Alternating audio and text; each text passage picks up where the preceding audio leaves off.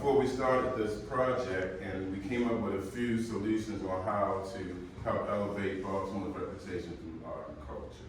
And so one of our strategies was in the beginning to have art talks, or speaker series is the term we were using. We were having them at the Motor House within the pandemic happened. So we're happy to see everyone. Again, we did do a few virtually, and we're glad to be in person today. Yeah. And Kara.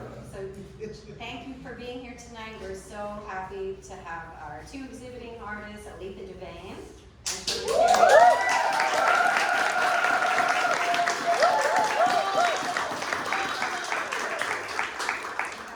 Many fans in the audience. We're so thrilled to have them in conversation tonight with esteemed curator Lowery Sims.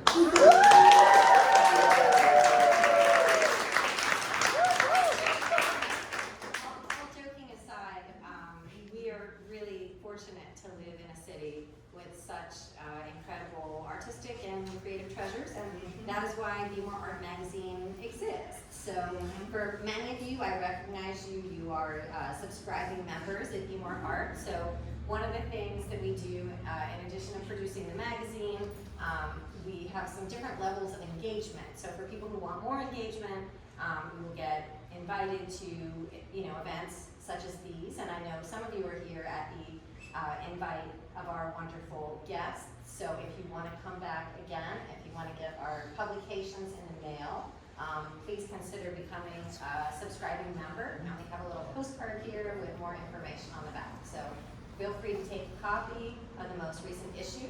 This comes out twice a year. We are online almost every single day, like a hamster wheel. And this exhibit came out of a special project that we were able to accomplish. It took us really about 3 years to finish. So if you already have a copy of this fabulous book, that is wonderful. This is our first ever full-length book. It is called City of Artists, Baltimore. And Raquel Castillo is our publication designer.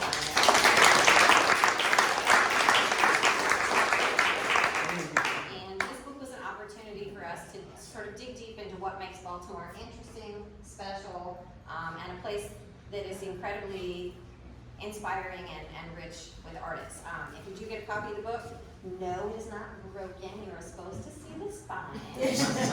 I've gotten a few irate emails from people. And at this point, we only have, we have not that many copies left. So we hope that you'll consider taking one home with you this evening. So what we decided after creating this fabulous book was we wanted to exhibit the artists in this space. So we change the exhibits about every 3 months. Typically we do pairings of artists who have been featured in the magazines in the past, and we create special publications along with each exhibit. But this year we sort of are working opposite. So we created the book first, and then we invited 3 artists for 3 separate exhibitions. So this is part 2. We will have part 3 that opens in September that will feature Renee Trevino, Jackie Millard, and Edgar Reyes. So that'll be the third of 3. And then we will kind of head back into some paired exhibitions from some other artists that you probably know and love. So without further ado, I am going to turn this over to Lowery Sims. Okay.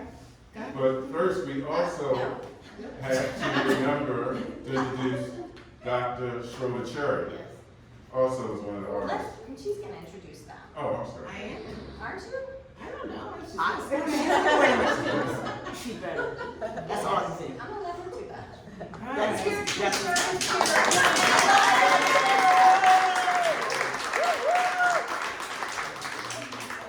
Okay, so. All right, Dr. Sims. All right, so, Schroeder and, Oletha. I mean, Schroeder I was trying to think, Schroeder, I've known you through every single permutation of every job that you've had. Yeah. In your career from New York to Washington to coming back to Baltimore. Yeah. Okay. And Oletha is an artist who I met through Wesley. And I saw her work, like in batches, like I see some prints over here, some spirit sculptures over there. So a couple of years ago, Sims Garner, who is the retiring, as we found out, director of the UMBC Gallery, invited me to do a retrospective. I said, good, we're gonna do a full range, everything. I had her up in the attic. So anyway, there are two fabulous artists, and I have like several important questions of very intellectual import. However, I thought I'd start off by asking you two, how did you meet? How long have you known each other? And how do you know about each other's work? I hope your memory's better than mine, because I remember. Well, Schroeder. Okay. We met when I was working at the Maryland State Arts Council. A long time ago, right? And you were, I believe you were doing any of this work initially, but I remember purchasing one of your boxes. And I kept thinking, he's gonna be somebody, he's gonna do something. and I love that box so much, so when you had an exhibition, and I knew you were traveling back and forth from Washington. You were with the Smithsonian? I was with the Institute of Museum and Library Services. Yes, okay. So you would come on the train back and forth. That's one thing I do remember about you. And so I think you kind of blew me off.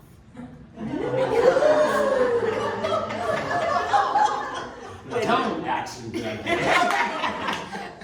because you were so proper and so well known. I thought, okay, I'm gonna get to know him and I'm gonna buy him shit. That's how I ended up getting a piece of yours that's in my home. Okay, in my defense, let me just say that was a chapter of my life when I was the Deputy Director for Museums for the United States. Jesus. And I was operating in an arena that actually did not understand art. So I was trying to operate in two different worlds, and I don't think I had my footing just yet. So whatever coolness you thought I was giving us was really not meant for you. I ignored it. Yeah, and I think that goes to one of the questions she's going to ask us when we talk about our multiple professions. Okay, all right, that's enough. We warmed up a little. So I'm struck by the fact that both of you are really dedicated storytellers in your art, and I have some fabulous quotes. Schroeder, you've described your work as, quote, open-ended narratives inspired by historical, everyday events, music, literature, and travel, end quote. And you also point to the open-endedness of the story, how you invite viewers to engage with the work and come up with their own narratives. So talk about how you come to the stories in your work, and maybe point to a specific work in the gallery. I can actually point to that wall. That wall is actually from a series called Future Voters. And I had to do something with being bombarded with what was going on with the political atmosphere. Because on the news, I started this in, I think, in the 20s. 2020, yeah. And every day there was something else coming off of the news about the political arena. And I thought, kids are being exposed to this and they don't quite understand what's going on. Let me focus on the youth right now. And when they're exposed to such things as in Dallas, when the education department was using Winnie the Pooh to train them to deal with mass shootings, because the words in Winnie the Pooh were the same words that the FBI uses. Run, hide, resist, strike. Those are the same words that you see in Winnie the Pooh. Now, these kids who are learning this now are going to think back later on when they become eligible voters and think, what the hell is going on with Winnie the Pooh? So that's the inspiration for this series, Future Voters. I'm looking at children now and putting them in different settings and thinking about the craziness of their experience. That's one example of the narrative. So when I say open-ended, I like to, in a gallery setting, I like to eavesdrop when people are looking at the work and not identify myself, because I like to hear what they're saying unfiltered about the work. And I really appreciate the narratives that they come up with, because sometimes it's way deeper than what I had in mind. But I really like knowing that you can look at a work and have a narrative, and there's no one way of looking at it. And I refer to this Arabic saying that I came across: Allah believes in many kinds of truth and varying degrees of truth, that even Allah does not like the entire truth. So for me, that was kind of, and I thought, okay, I like that. I'm going to go with, I have a narrative that I'm thinking, but it's not the only narrative. That sounds great. So, Owen, you stated that your creative process is, you described it as a belief in the fact that the mysterious origin is a common ground in which the universe encourages human action towards betterment of humankind. So for you, art provides an avenue to explore issues of faith, human frailty, and spirituality. Would you discuss how this perspective is actualized in your work?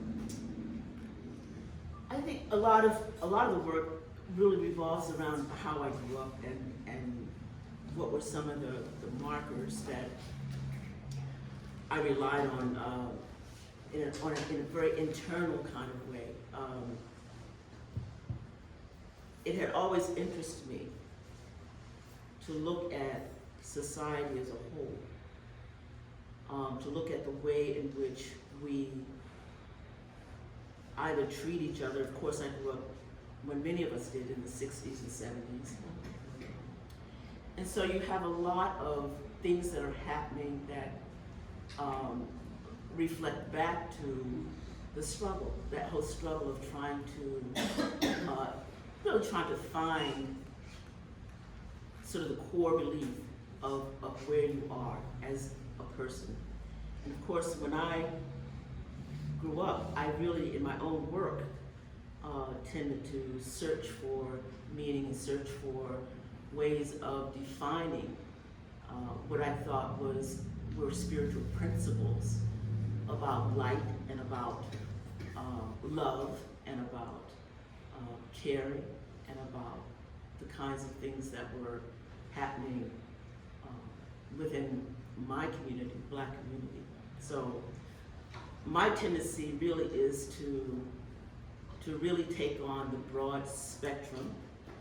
Sometimes it was successful, sometimes it wasn't. But when I think about the kind of work that I'm showing here, the majority of it, like for instance that piece back there with all the Mardi Gras beads on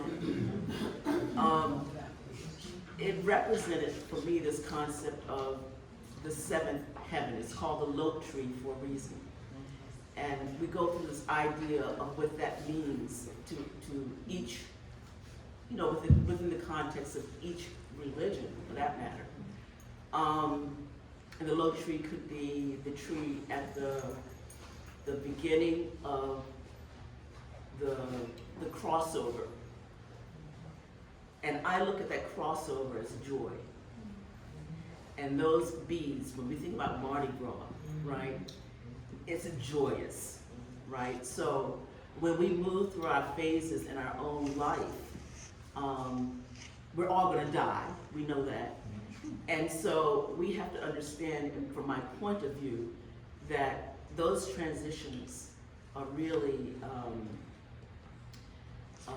us coming to terms with our life at the end. So, I don't know if that helps.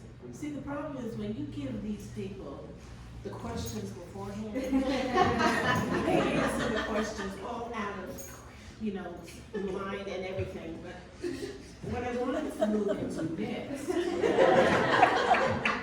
was your technique. Both of you, I would sort of describe as an assemblage. You collage things together, you compose things. Talk to us, each of you. How did you arrive at this way of working? I mean, you know, at school you could have learned painting and sculpture, kept it all kind of separate. And also, as you do that, as we've already started, could you talk about how the different materials have symbolic meanings and values in your work? Like for Schroeder, I mean, for you, the frames of this work, you know, are really quite striking. Thank you. Well, let me start with your first question, how did I evolve into doing assemblage?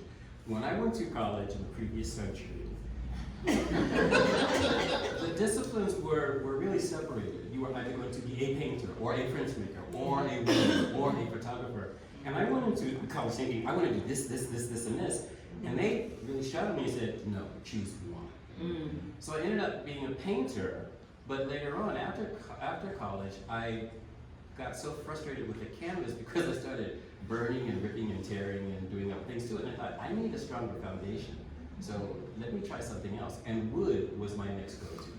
Wood I could shape for any way that I wanted to do. I could do things to it. It could support materials. It could support objects. So I started using power tools and wood. And I would hang out in the lumber yard and talk to old guys about, how do you do a circle in the middle of a piece of wood? And they would say, well, what are you working on? And they thought I was working on a cabinet or a chair. So I would show them the sketch of an artwork, and they would look at it and go, well, you need a 6-bit drill, and you need so. And I started buying power tools, and that's how I started working with the wood. The frame corners, they started inching their ways into the work because I have a couple of friends here who are gallerists, and they get these frame corners, and they throw them away because they're samples. And I thought, this is really good craftsmanship to throw away. And it's really cheap. Yeah, it's really cheap too. So let me save this from these from the dumpster and see what I can do. But Terry Fleckenstein and Brian on the other side of town, they both have these places, and they get these corners, and they call me up and said, "Do you want any more corners?" And now I've got to the point where I'm a hoarder. I'm becoming real selective about the corners that I would take off your hands. But I wanted, they become part of my assemblage process. And I think for me, when I was working late one night, I thought, this has got to have some kind of meaning. So why don't I think about corners being framing a certain chapter of your life? Because when you're talking about a particular period of your life, the way that you frame your story when you're a teenager or 20-something or 40-something or an 80-something, the way that you frame that chapter of your life is different. So that's what they've come to represent for me, this how you frame a particular chapter in your life. And as long as you're living, your life is never completely framed. Yes. So that's how it evolves. So let me ask a follow-up question.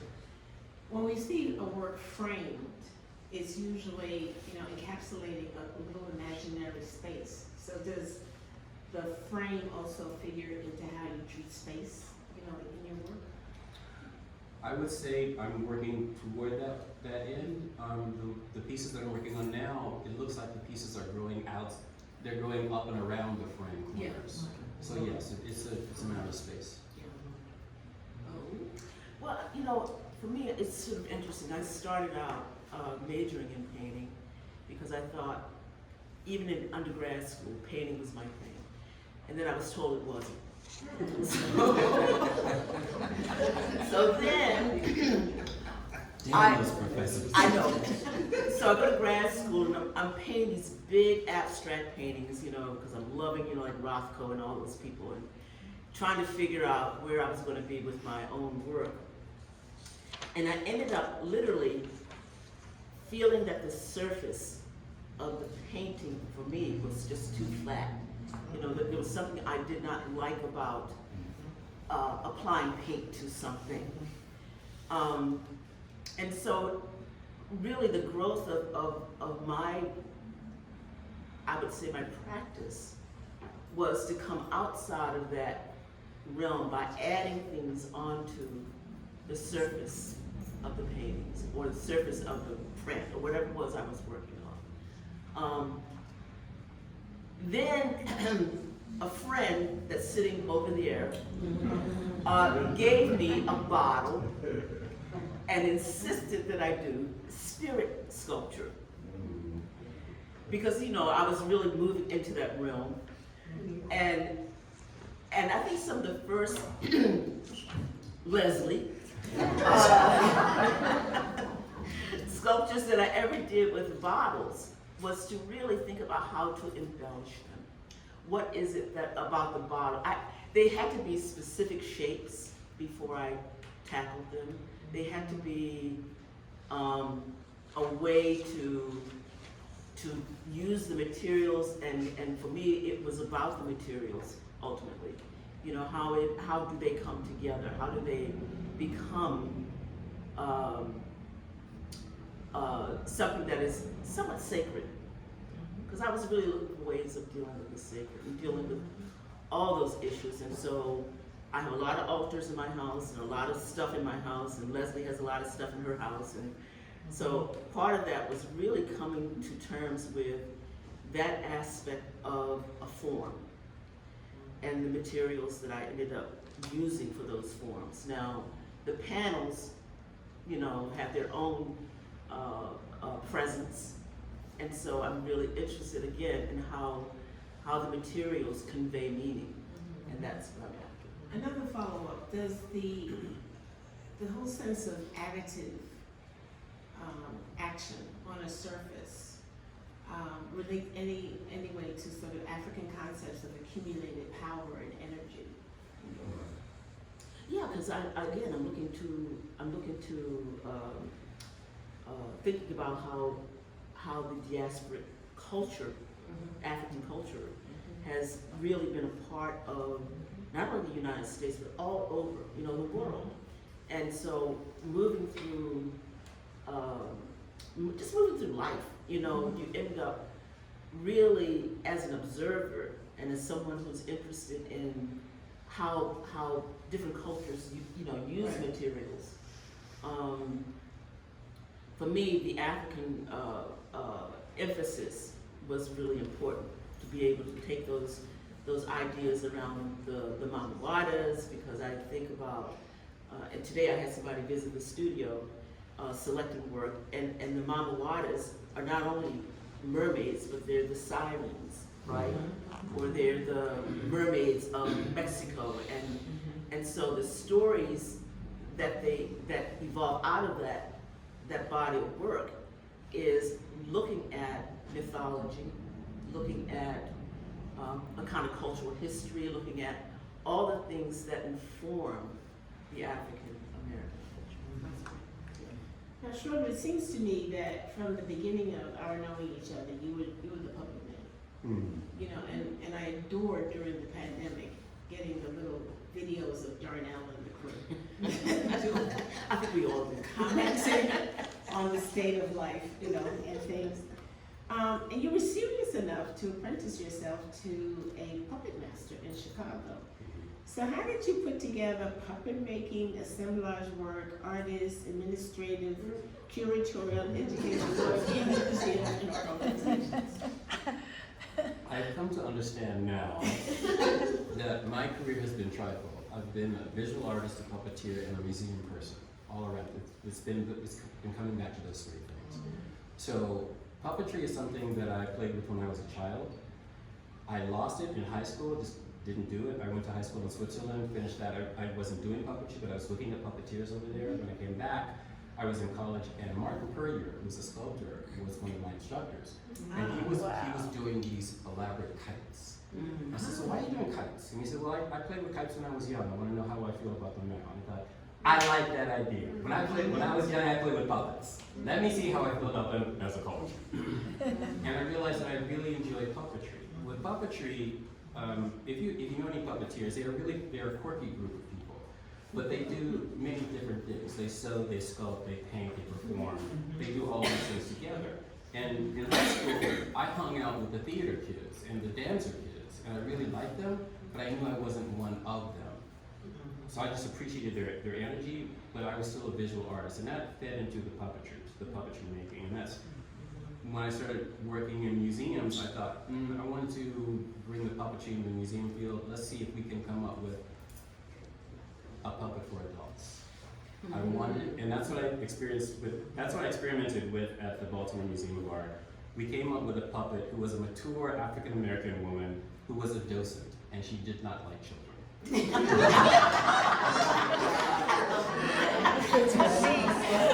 We were very clear about that. She only dealt with adults. So we started doing adult tours at the Baltimore Museum of Art, and it became to be really good. Miss Lily. Yes. Her name is Miss Lily, and her background is that she wrote trashy romance novels, and she got a line of cookies.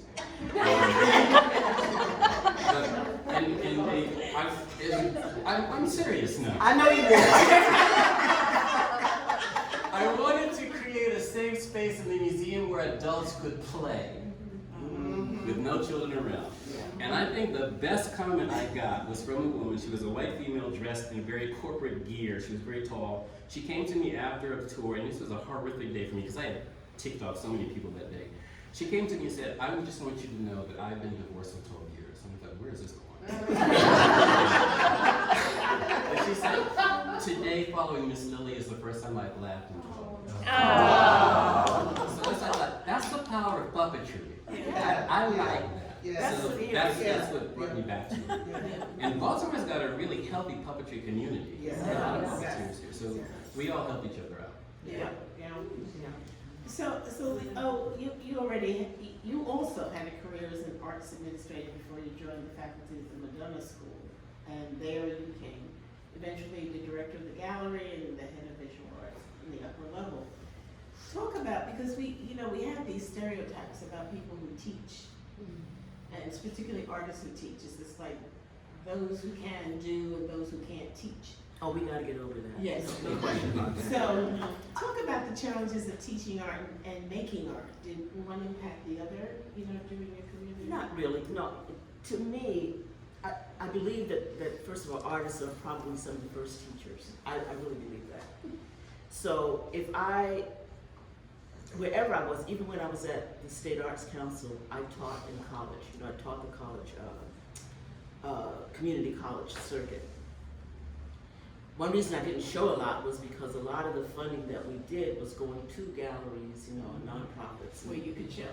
Where I could show, and I just decided I couldn't show in the galleries at that point. But it really is, you learn from your students. I always felt like the reason the work for me has been so varied is because I had to work in different materials all the time with students. And it really, for me, was a way to, again, solidify my ideas around materials and how they could be used. And I taught so many different approaches to design, having young people really make chairs out of cardboard, and now it's a thing. So I feel like the whole aspect of teaching, you're always learning. You're always, in a process of trying to excite your students about that whole process. So, if we just sort of step back from your multifarious careers and focus on your art making, and I'm interested in the kinds of projects and works you've done outside of the studio. Doing some research for this Schroeder, I was interested to learn of your participation in the Civil Rights Children's Crusade with your puppets. Could you talk about this project and any others that you'd like to highlight, in a similar vein? Sure. The Henson Foundation gives out money for puppeteers. So I applied for that, and I made it to the first and second round, but I didn't make the third round. So when I didn't make the third round, I thought, I still want to go with this story. And the story was about children in the civil rights movement. When children are learning about history, they're usually learning about old, dead people. But they don't hear about kids in history. And when I came across the Civil Rights Crusade, I thought, this is a great story. So the show is about a teenage boy. He's fussing about having a really authoritarian grandfather. Pull your pants up, sit up straight, wear a belt. What was he like when he was a kid? And the guy comes across this newspaper, an old newspaper, and on the front page it says Negro children go to jail. And on the front page in that photograph, he sees his grandfather in jail. So when he sees the photograph, he says, my grandfather was in jail when he was a little kid. Wow. And the story unfolds, he learns about how children were used in 1963 to fill up the jails in Birmingham, Alabama, because of the civil rights movement had slowed down. And that's when they got caught on camera, when they started bringing out the fire hoses and the attack dogs on children, that the event spread nationwide and internationally. And I thought, this is not a story that we hear a lot about. So that's why I started doing that show. It's about, if we do a straight through, it's about 13 minutes. It's now extended because there's audience interaction, so it's now a 30-minute show that we do around. Another show that is still going on, I wrote in 1997, and I thought it was going to last for a couple of months. We're still doing the show. It's called Underground Railroad, Not a Subway. And it was inspired by a conversation I had with a New York City teenager. I was in a museum, we were talking about the Underground Railroad, and I said, you know about the Underground Railroad? He said, yeah man, everybody knows that was a subway that took black people to freedom.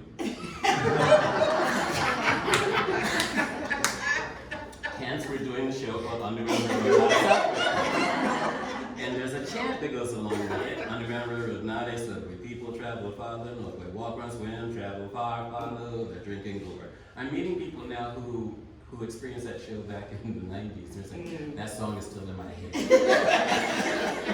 So those are the types of things that inspired the work. Yeah. So, you've had multiple projects internationally, working with the Rebuild Haiti Foundation and the Women's Prison Project in Oahu, Hawaii. And you've also done quite a few public art projects. But I'd love you to sort of like really focus on the memorial to the enslaved and free that you did at Madonna.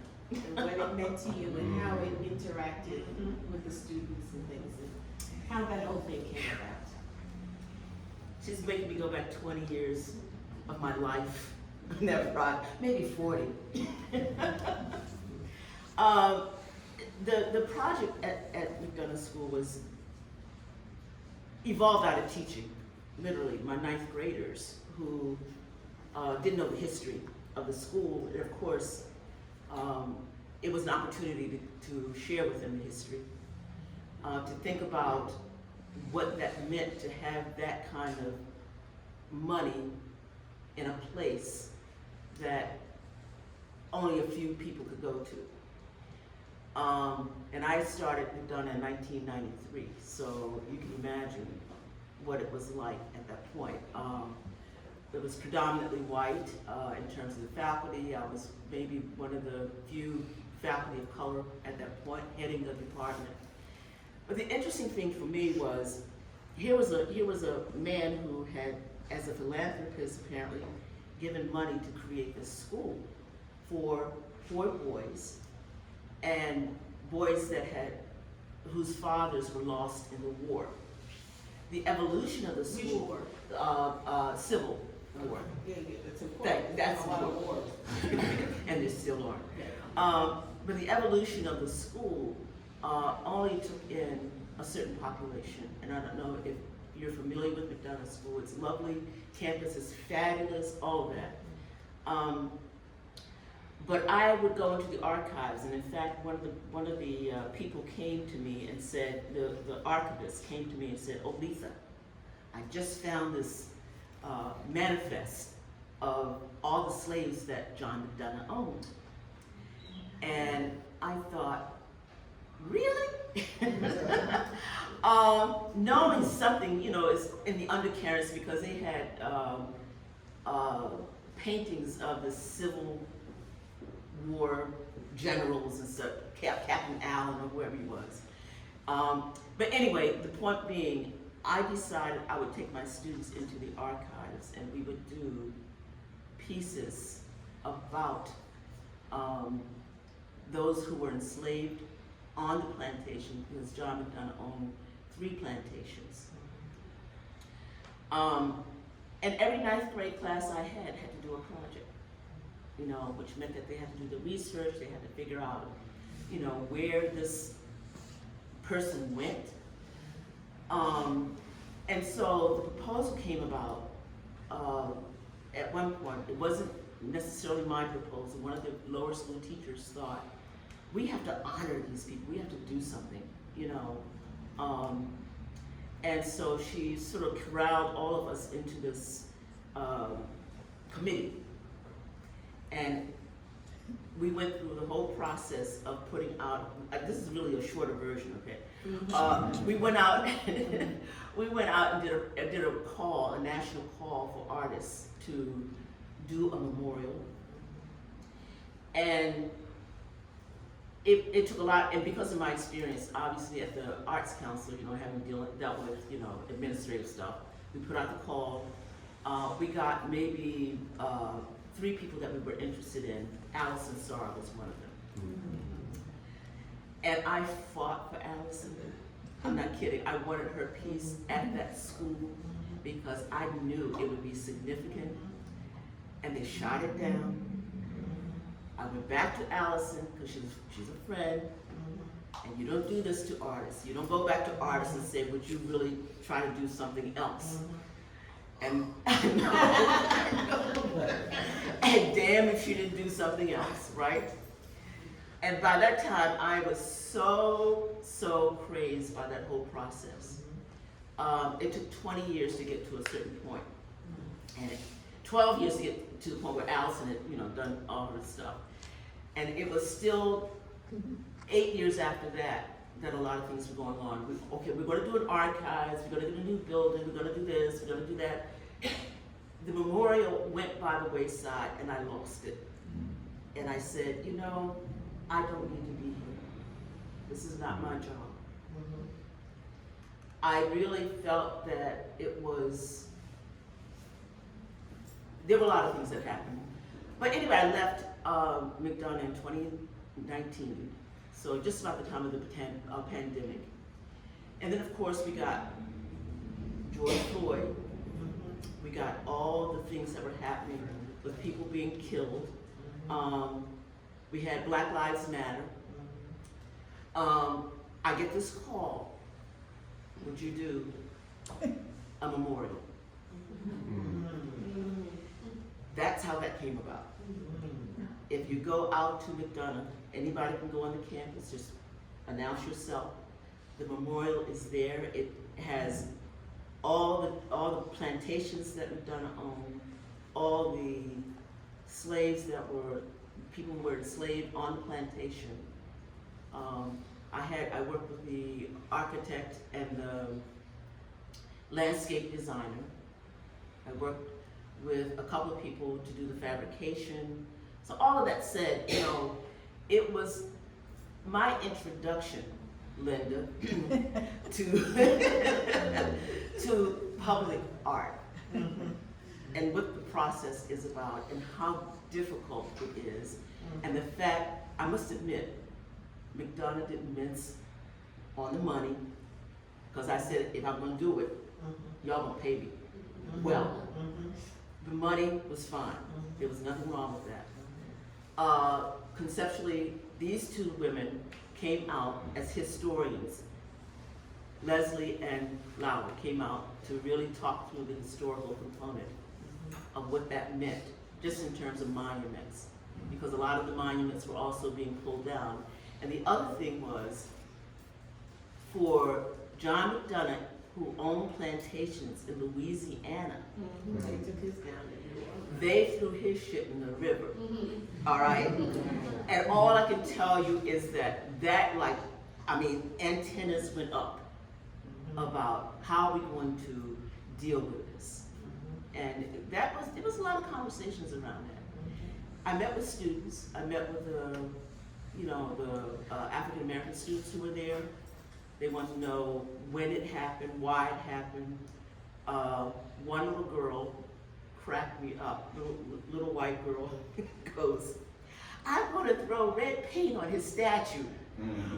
I'm going, oh no. What's his statue on campus? Isn't And it? there's Is it burial ground? It's where he's buried. Yeah. It's also a statue that's completely white, right? And all I could say was, no, you're not gonna pour anything on it. You're not gonna throw red paint. I said, that's, not only is he's buried there. I really told him, he's buried there. I don't think that you would do that to anybody's grave. And it's a sacred spot for him. Now, where his life has led him, I don't know. Other than the fact of what he owned, I know what he owned. Yeah, I think just as a sideline, I think Linda might back me up on this. When Oletha told us about the project, I said, they're going to give a monument to the slaves who made the money for the white man. I said, do you realize how revolutionary this is? It just was like, an incredible concept. And we were I myself was very skeptical. And as we went through all the changes. Sitting in the project. All right, so let's sort of talk about artists in society and things. Because I know you have like important perspectives to, convey to the people in the audience. So, there have been a lot of articles in hyperallergic with different people, and they sort of focus on New York, but it's not just New York, on how difficult and impossibly it is to be an artist, in this society. I think, Oletha, you had directed me to Sarah Calderon, the executive director of Creators Rebuild New York, who's quoted in Hyperallergic saying, fundamentally, our economy does not view artists as workers, and as a result, there's no wage protection paid or even affordable healthcare options or any other elements of society safety nets that are afforded to other classes of workers. So, what advice, or let me sort of say, how did you navigate, well, we know how you navigate death, especially this job, but what advice would you give to artists about thriving and surviving and doing what they're meant to do in today's society? Got a lot of artists sitting in the audience, but I'm serious. All right, well, they can sort of give some comments after we finish. I think if we've already lost through the governor, Westmore, over $300,000 to the artists, maybe a little bit more. And I think this whole issue around whether the arts are important or not is still a relevant question for a lot of people. And I think for artists, many times, if you stay within the profession, it's very, very important that you stay. I don't think there's anything that should deter you from your vision. I can remember not having a lot of money, but I also know that what sustained me through all those years was having the various jobs that I got. And most of them were focused in the arts. And so I always thought that if I were working within the field, I could always do my work because the money was always about going towards the work. I was really I was truly fortunate in terms of my parents because they didn't have any money. But I also know that my fortune was that I had skills, that I could administer things, that I could, I was a horrible writer, but I thought I could write. And I could teach. I mean, to me, teaching was always like a cornerstone of my profession. That's how I made it. So, I also came up, I grew up in Washington, D.C. And growing up in Washington, D.C., the idea was you go to school, you get a good job, you get a good government job, and go with that. And I didn't fit that mold. What I did come across, though, was a book called 3 Boxes of Life by Bowl, B-O-L-E. And he argues that the first part of your life is about play. This next part of your life is about education, and the third part of your life is about work. And most people get to the work part and they never play again. So my recommendation for artists now is to figure out what is it that's your passion and what is it that you're good at. Figure out how those things can be of use to someone. And I think if you can figure those things out, you'll be able to survive. Now there was a time when I failed miserably. There was a point where I thought, okay, I'm going to make art, but I'm going to try real estate because real estate's a hot thing right now. I failed miserably, and I lost a lot of money with it. But what I learned was that wasn't my thing. I was not supposed to be dealing with bank loaning people and people who wanted to buy property and flying out to Utah and looking at real estate all of those places. What I needed to do is focus back on my passion, which is art making, working with puppets, and connecting stories and people. when I came back to that realization, I realized that's where I need to be and that's where I need to find the focus. And when you do that, when you're really good at it, people will find you and things will just kind of open up. It is a real leap of faith. I mean, it's a very scary leap of faith, but if you're committed to it, I do believe that things will work out. What is it about the art community in Baltimore that keeps you to here? I got it, Jeffrey. All right, got it. Got the time. Yeah, I saw that too out the corner of my eye. It's an incredibly vibrant community of people, truly. It's a community. That's all I can say. Community is so important. I came here from California. I was working at the J. Paul Getty Museum of Art in California, and I got a call from the then director of the Baltimore Museum of Art, and he said, would you like to come live here? And I said, I've only been here for about a year, it's too much for me to leave. He called me 6 months later and said, so now what do you think? And at that point, I had gone through 2 earthquakes, and I knew I wasn't going to get any further at the Getty. So he was offering me a directorship within the Baltimore Museum of Art, and that's what brought me to Baltimore. When I got here, now remember, I grew up in DC, which is only 50 miles down the road, but I knew nothing about Baltimore. If you'd set me down with a map and said, choose your next city, Baltimore was never on my radar. But when I got here, I learned so much about the history here and about the culture that has long gone on in the city. And I think what keeps me here is the richness of the artistic community and the easiness to live here, because I can live in a house here that I could not afford in my old neighborhood in DC. And when I was on the train, there was a great realtor ad. It says, this amount of money in Baltimore will give you this house with a veranda and a porch. The same amount of money in DC will buy you a chia pet. That really captures it. New York, you're like a roach track. When I went to New York, I told my colleagues what I was paying for a mortgage in Baltimore, and they laughed at me and said, just toss them a check. Keep the property and cost them a check, which is why I came back to Baltimore after New York my second time. That makes sense to me. Yeah. So, one of the things, having come from New York, having been, New Yorkized my entire life and coming down here, I'm always interested in programs or efforts and things that sort of really promote the arts here. So how do you think a program like this would connect and collect could do to sort of make the arts more relevant in Baltimore? I mean, what do we need to do to sort of like really make Baltimore take over and take off? I'll let you answer that. Oh, thanks. I think whenever you have a venue where you can connect the artists, the makers, and the collectors, and people who support those efforts, it's a good thing. And it creates, there's a connectivity that happens there that feeds into the sustainability of the art making and presentation. So I think you're doing a great job because you provided a space for artists to show.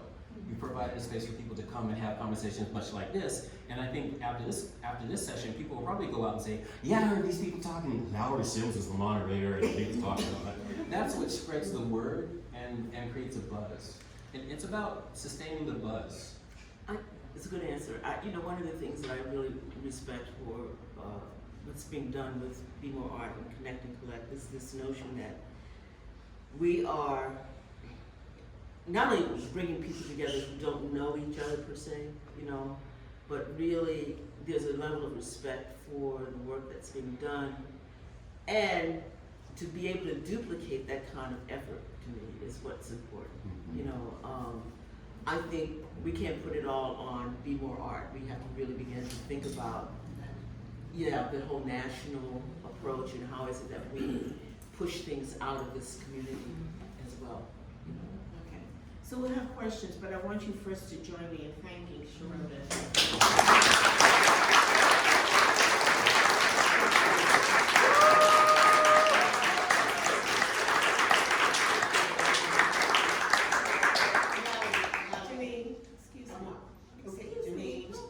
I'm in charge here.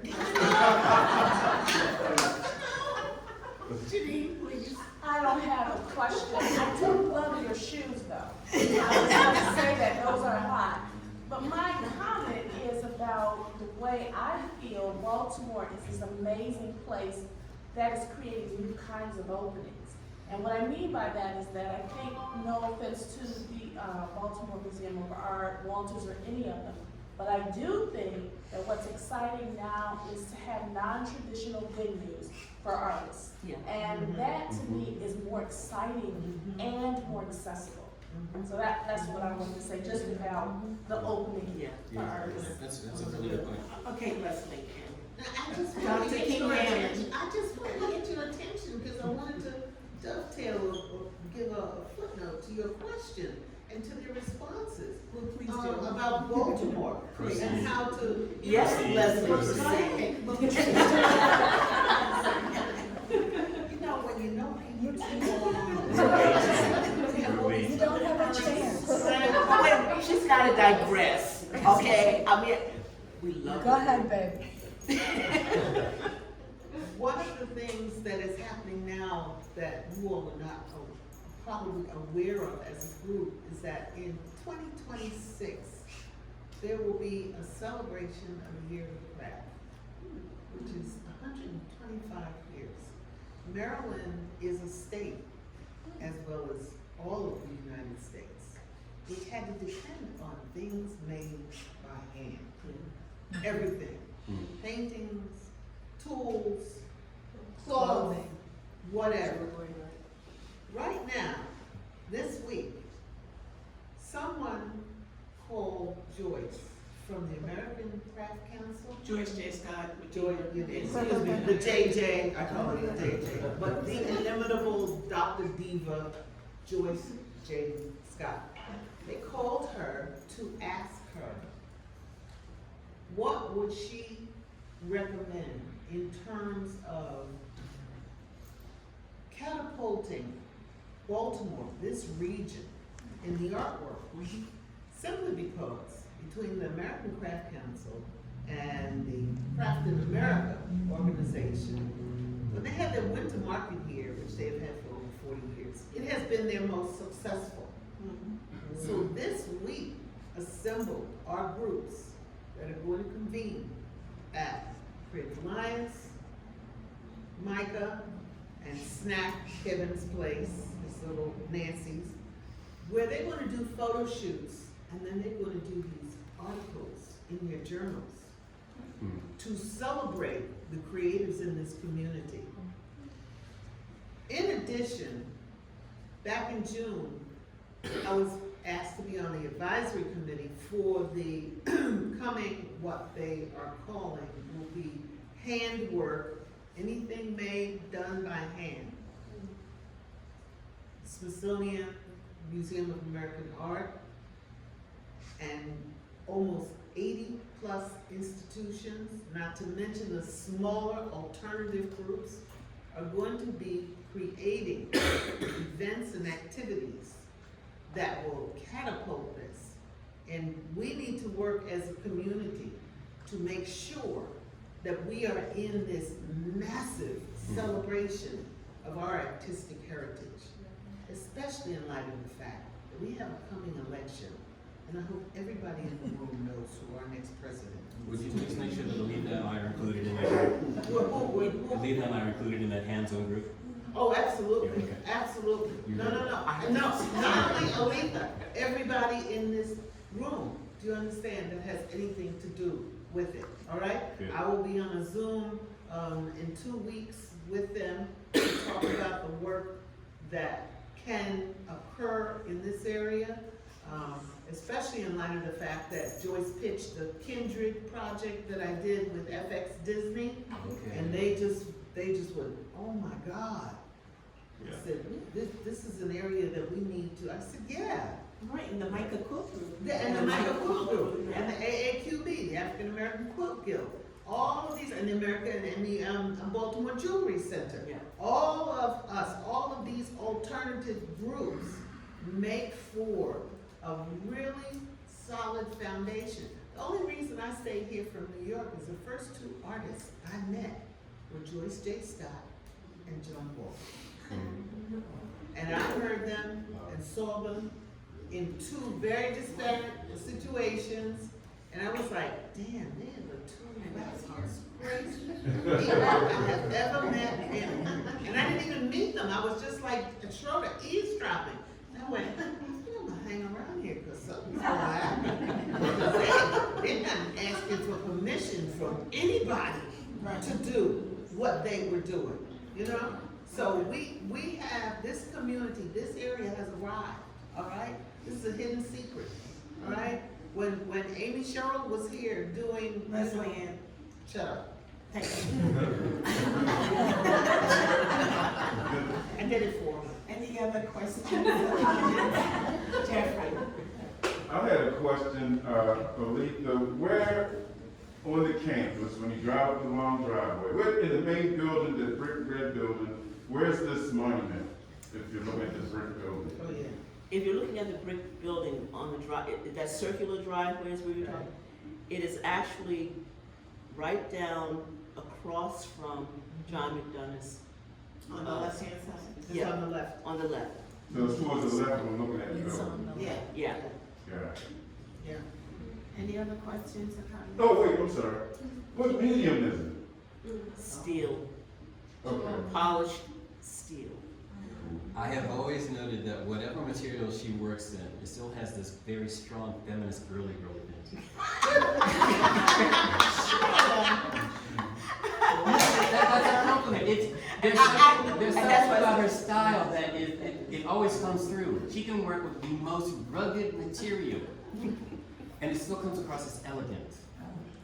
Right, well, she That's a doesn't metaphor for smack the you world. upside your head. There's nothing I else I can do. Everybody. Karen, we have Karen. I just wanted you all to know that, we rearranged the room so that we had room for all these chairs. We wanted to be able to sit down. So Oletha's, smaller sculptures are over here. And again, we're gonna reconfigure the gallery, you know, after this talk is over, all the chairs will go back upstairs. But if you wanna come back, you can make an appointment. We are hosting a closing. So Ines is our gallery director. This is Chelsea Lennon-Fetzer is one of our contributing editors, but just have a drink, eat a cookie, stick around, chat with these wonderful people, but our closing, We just sealed the date on the 30th of August. okay, 30th of August, come back for reception.